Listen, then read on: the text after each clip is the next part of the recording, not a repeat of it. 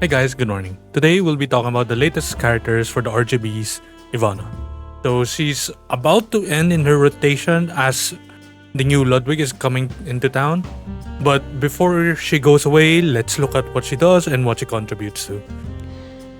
So first, let's see what happens here. Ivana has as you can see, with the newest things regarding how summons work, it's quite easy or more feasible to get a copy sort of her artifact. And her artifact is pretty good to say the least. So Ivana is a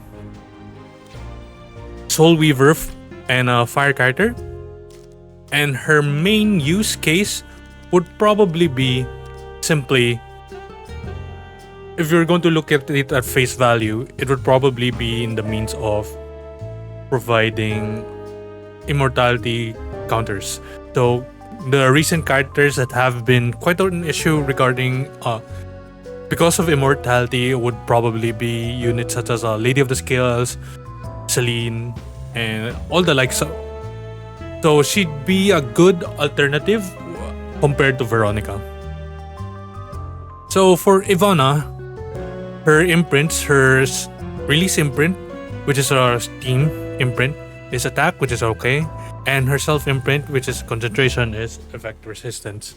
So that being said, it's pretty good, but not too much of a priority because first, she's not a limited unit. She'll be eventually be included in the champion pool or the hero pool, and her imprints are not necessarily that important, in my opinion.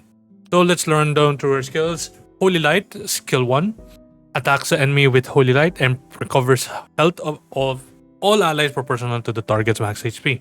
So because this is target max HP, the impression here is that you want to make the impression here is that since it's target's max HP, I'm assuming this is for the character's health, if not the enemy that you're targeting. So that being said, you would probably not see much healing coming from this, since you are not guaranteed to be hitting a lot of units, or whenever you're drafting her, you're not likely to use characters with that much HP, I think. So for the Molas, I would probably say it's not important to go to +4. However, since I have an excess here because of friendship, it went to 11. Her most important Molo is probably here in skill 2, since it's not passive. Unaffected by decreases to combat readiness. So this is pretty good. You would, just based from reading this, you would probably want her to be quite fast around the 260 to 280 range, maybe 250, but on average probably on 270. You'd draft her along against characters like Lady of the Scales, most probably. So unaffected by decreases to combat readiness. At the start of the turn, dispel immortality from all enemies. Ignores effect resistance. So this is very important. At the end of someone's turn, when an enemy is granted immortality, spreads the sensor's light to dispel all debuffs from allies and grants radiance for 2 turns, before increasing the combat readiness of the caster by 50%. So because it has a CR push on skill 2 innately, and it's affected by someone's turn, it would really be more beneficial if you max this skill 2.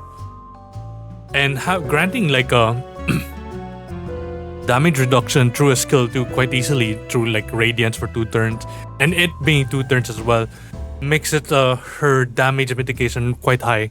So this is a must priority in terms of Molagoras. Okay, skill 3. There's a 3 souls, 4 turn cooldown, Requiem, Prayer. Dispels 2 debuffs from all allies by offering a prayer to banish evil, and grants ignore sharing for 3 turns and immunity for 2 turns before increasing combat readiness by 30. So this thing does a lot. It buffs the allies in such a way that we can ignore damage sharing, which is a huge improvement, or it's a major buff, and grants immunity for the team for 2 turns. So 3 turns and 2 turns, that's a lot of turns.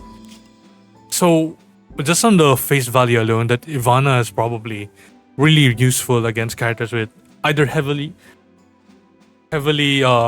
catered to both Actually, there's like 3 scenarios wherein I can think Ivana's more useful. One is, of course, the immortality units. Second is probably units that have a lot of damage mitigation through Orius or their own passives. Because of this ignore sharing through Requiem prayer, I could see some purpose and use case for Ivana here. And immunity is pretty clean. Her having Radiance over here, in fact, giving herself like damage reduction is very important, as well as having a lot of ways. Well, not necessarily a lot of, has a lot of ways, in fact, to dispel the allies with debuffs. So quite good. So let's talk about gear. For my case, I just chose to not show gear, so we can see what we can gather from here. So it's important, I think, probably, is that Ivana takes some turns. So good equipment probably would be having both health and effect resistance, as well as having immunity. This is not good because it has so much effectiveness. This one's probably better because it has speed, health, and effect resistance. Over here, same case, but this does not have speed. The issue here is that she might get lapped. So let's see if there's something else. We could just take this, for example, and then speed here. Let's prioritize speed here and health last. So something like this. For this is just an example, guys.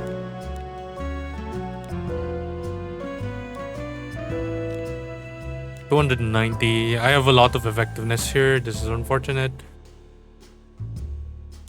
And then lastly, speed here. This is probably good enough for the use case for most people, and it isn't too hard to reach. Okay, so now that being said, let's look to her artifact. So Excommunicant's center increases effect resistance by 15% at the end of enemy's turn when the caster does not have a debuff. So this is a very good combination with what I've said before, that she benefits from not being debuffed, or she has a pretty high effect resistance, so she does not get any of those debuffs, set debuffs. And once you fulfill that condition, increases combat readiness of the caster by 10%, activates once. So I think it's a really good showcase for her purpose, and I think, in my opinion, you shouldn't probably pull her. Although she's really good against immortality units like Lady of the Scales, because she is a standard unit, I wouldn't say she's much of a priority to pick up. Otherwise, she's really good against characters like Celine, Lady of the Scales, and any of the damage sharing units. However, because there's might be a chance of an upcoming limited unit, maybe we should hold off a bit. Otherwise, you should always pull for characters that you like. In my case, I really like her look and feel, and I'm lucky enough to get her quite easily, in fact. So that being said, that's it for the video, guys. Thanks for watching, and have a nice day.